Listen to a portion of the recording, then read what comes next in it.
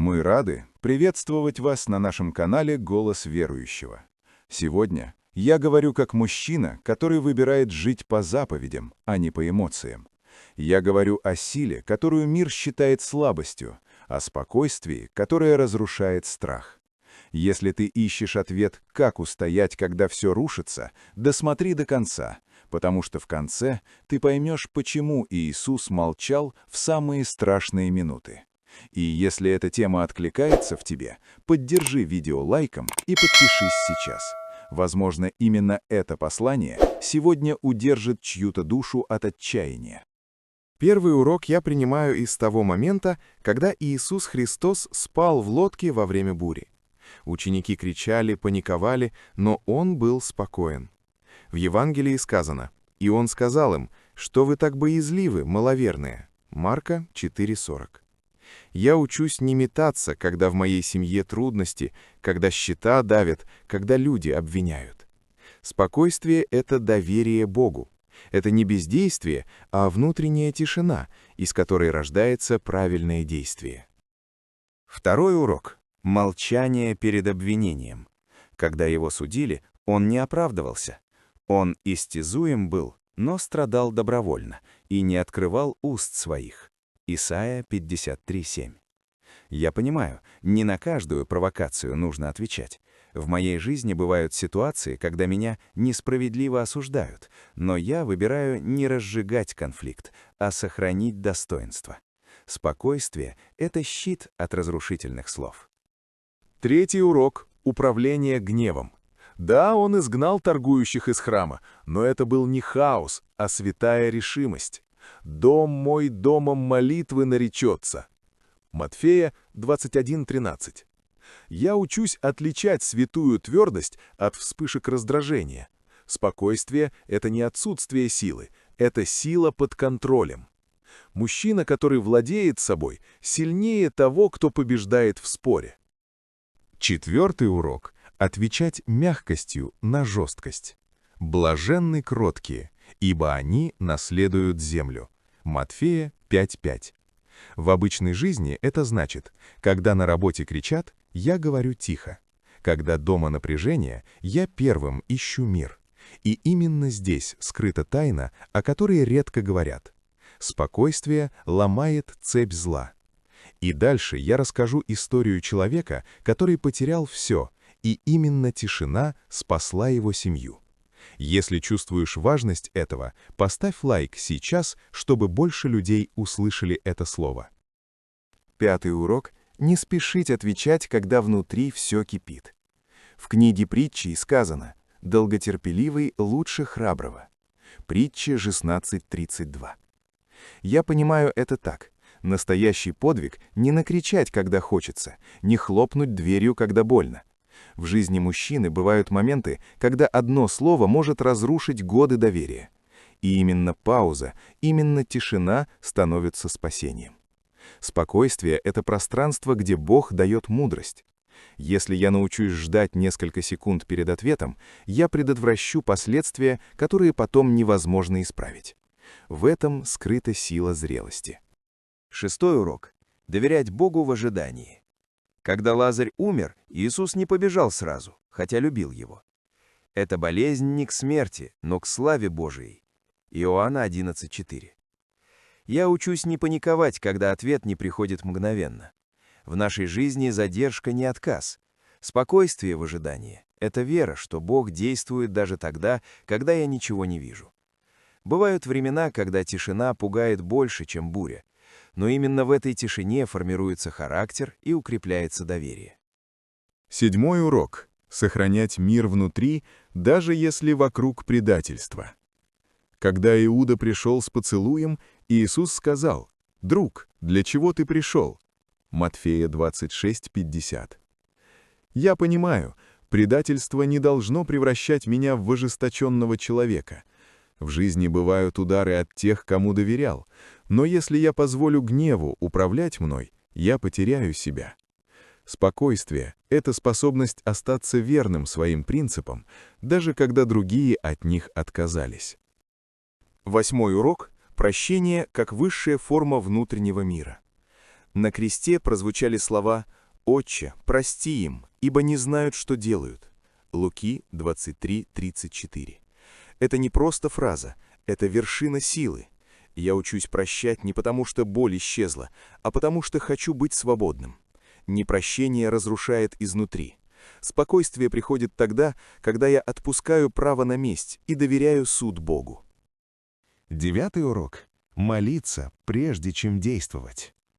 В Гефсиманском саду он сказал: «Да будет не моя воля, но твоя». Луки 22:42. Я понимаю, спокойствие рождается в молитве. Когда я склоняюсь перед Богом, страх теряет власть. В самые тяжелые решения мужчина должен сначала искать Божью волю, а не опираться только на эмоции. И впереди еще более глубокие уроки, которые раскрывают, почему тишина может изменить судьбу человека. 10-й урок. Не поддаваться страху толпы. Когда Пилат спрашивал народ, кого отпустить, крики усиливались, но Иисус не пытался перекричать их. «Царство мое не от мира сего». Иоанна 18:36. Я учусь не зависеть от мнения большинства. В обычной жизни это значит не менять принципы ради одобрения, не идти на компромисс с совестью, даже если все вокруг давят. Спокойствие — это внутренняя опора на истину. Толпа сегодня хвалит, завтра осуждает, но человек, укорененный в Боге, остается твердым. И именно эта устойчивость делает характер непоколебимым. 11-й урок. Служить без шума. Он мыл ноги ученикам, хотя был учителем. Я дал вам пример. Иоанна 13:15. Я понимаю, истинная сила не требует аплодисментов. В моей жизни это проявляется так: помогать семье, поддерживать близких, делать добро без ожидания благодарности. Спокойствие рождается в смирении. Когда я перестаю доказывать свою значимость, во мне появляется мир. И этот мир сильнее любой похвалы. Человек, который умеет служить тихо, становится опорой для других. 12-й урок. Говорить истину спокойно. Познайте истину, и истина сделает вас свободными. Иоанна 8:32. Я учусь не кричать правду в лицо, а произносить ее с любовью. В семье, в работе, в общении истина без спокойствия ранит, но истина, сказанная мягко, лечит. Спокойствие помогает не унижать другого человека даже тогда, когда я прав. Это зрелость, к которой нужно стремиться ежедневно. 13-й урок. Не отвечать злом на зло. Любите врагов ваших. Матфея 5:44. Это звучит невозможно, но именно здесь раскрывается глубина силы. Я понимаю, если отвечу агрессией, зло умножится, если отвечу миром, цепь разрушится. В жизни мужчины бывают конфликты, несправедливость, оскорбления. Но спокойствие — это выбор не позволить тьме управлять моим сердцем, и этот выбор меняет атмосферу вокруг. 14-й урок. Доверять Богу в малом. Верный в малом и во многом верен. Луки 16:10. Я учусь сохранять спокойствие в мелочах, в очереди, в бытовых трудностях, в неожиданных задержках. Именно там формируется характер. Если я раздражаюсь по пустякам, как устаю в большом испытании? Спокойствие начинается не с великих подвигов, а с ежедневной дисциплины сердца. И впереди еще 3 урока, которые раскроют главную тайну внутренней силы. 15-й урок. Хранить сердце в благодарности. В Писании сказано: «За все благодарите». 1 Фессалоникийцам 5:18. Я учусь благодарить не только за радость, но и за трудные уроки. Когда мужчина перестает роптать и начинает благодарить, внутри него появляется мир. Благодарность — это якорь, который удерживает душу во время шторма. Даже если обстоятельства не изменились, меняется мое отношение. И именно это отношение создает атмосферу спокойствия в доме, в семье, в моих словах. Благодарное сердце не дает страху упустить корни. 16-й урок. Помнить, что Бог рядом в каждой буре. «Я с вами во все дни до скончания века». Матфея 28:20. Я понимаю, спокойствие не приходит из уверенности в себе. Оно приходит из уверенности в Его присутствии.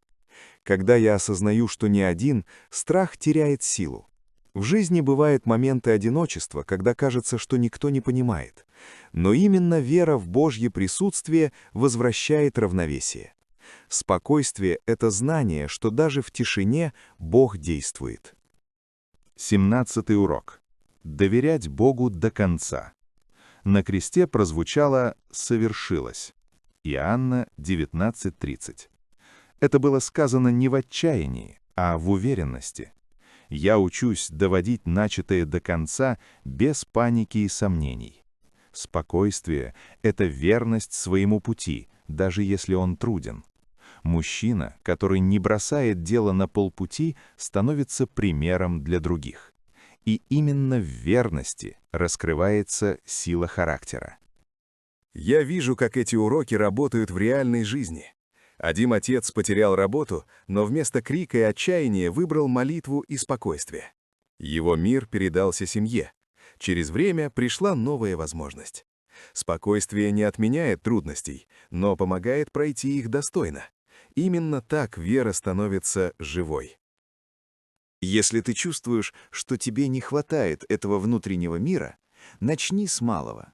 Остановись, помолись, сделай паузу перед ответом. И если эти слова находят отклик в твоем сердце, поддержи это видео лайком и подпишись на канал.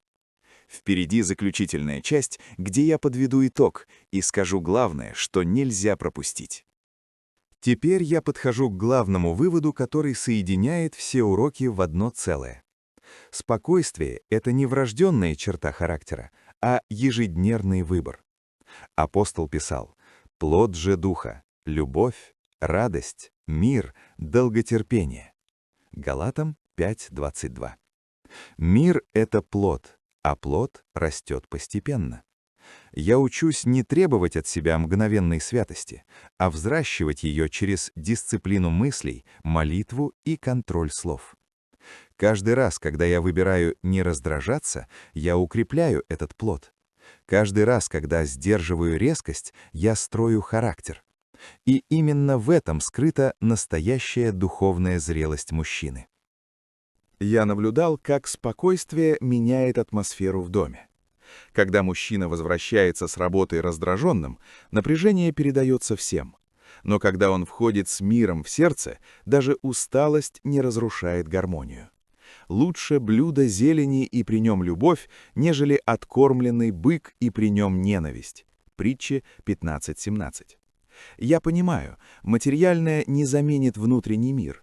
Спокойствие отца становится защитой для детей, поддержкой для жены, примером для окружающих. Это ответственность, которую нельзя игнорировать. И есть еще одна грань силы — умение остановиться перед конфликтом. В притче сказано: «Кроткий ответ отвращает гнев». Притчи 15:1. Я учусь отвечать мягко, даже когда на меня давят. Это не слабость, это стратегическая мудрость. Одно спокойное слово способно погасить пожар, который уже начал разгораться. В повседневной жизни это значит не спорить ради победы, а искать мир ради сохранения отношений. И именно так разрывается цепь взаимных обид. Спокойствие также связано с доверием Божьему времени. Всему свое время. Екклесиаст 3:1. Я понимаю, не все должно происходить немедленно. Иногда Бог допускает паузу, чтобы укрепить мое сердце.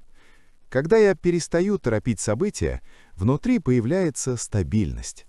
Нетерпение разрушает, а доверие созидает. Мужчина, который умеет ждать, становится устойчивым перед жизненными штормами. И вот я прихожу к личному решению — хранить мир любой ценой. Блаженны миротворцы. Матфея 5:9. Миротворец — это не наблюдатель, а активный созидатель. Я выбираю быть тем, кто приносит спокойствие в разговор, в семью, в работу. Если эти уроки откликаются в тебя, не забудь поддержать это видео лайком и поделиться им с тем, кому сейчас нужен мир. В заключение я скажу самое важное, то, что может изменить твое сердце уже сегодня. Я все больше убеждаюсь, спокойствие — это оружие, которое не ранит, а исцеляет.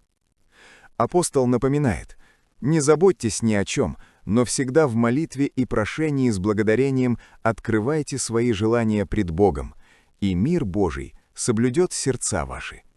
Филиппийцам 4, 6, 7. Я принимаю это как руководство к действию.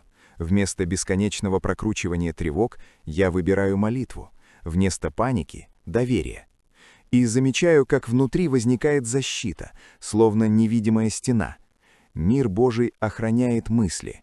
Именно это внутреннее хранение делает мужчину устойчивым даже тогда, когда обстоятельства нестабильны и давят со всех сторон. Я понимаю также, что спокойствие требует постоянного обновления мышления. «Преобразуйтесь обновлением ума вашего» Римлянам 12:2. Если я питаю разум страхом, новостями и раздражением, мира не будет. Но если наполняю сердце словом, молитвой, благодарностью, во мне формируется тишина. Это дисциплина. Фильтровать то, что я слушаю, о чем говорю, что позволяю себе думать. Мужчина отвечает не только за поступки, но и за атмосферу своих мыслей. И именно здесь начинается подлинная победа над внутренними бурями. Иногда спокойствие — это просто молчать и позволить Богу действовать. Господь будет поборать за вас, а вы будьте спокойны. Исход 14:14. Я учусь не вмешиваться там, где Бог уже начал работу. Бывают ситуации, когда хочется все контролировать, доказать, исправить. Но именно отказ от лишней суеты открывает путь Божьему вмешательству. Спокойствие — это акт доверия, это признание, что не все зависит от меня. И в этом признании рождается глубокий, зрелый мир. Если собрать все 17 уроков в одну мысль, она звучит просто. Спокойствие — это выражение веры. Я не могу утверждать, что доверяю Богу и одновременно жить в постоянной панике. Вера и мир идут рядом. Когда я выбираю тишину вместо крика, доверие вместо страха, прощение вместо гнева, я становлюсь живым свидетельством силы Божьей. И если сегодня в твоем сердце есть тревога, начни с малого шага. Сделай паузу, вдохни, обратись к Богу. Это может стать поворотным моментом. Я благодарю тебя за то, что прошел этот путь до конца. И напиши в комментариях «Аминь». Пусть эти уроки станут не просто словами, а практикой твоей жизни. Если это послание укрепило тебя, поддержи канал лайком, напиши в комментариях, какой урок откликнулся сильнее всего, и подпишись, чтобы не пропустить новые глубокие разборы. Поделись этим видео с тем, кому сейчас нужен мир. И помни, настоящее мужество — это спокойное сердце, доверяющее Богу. До новой встречи на канале «Голос верующего».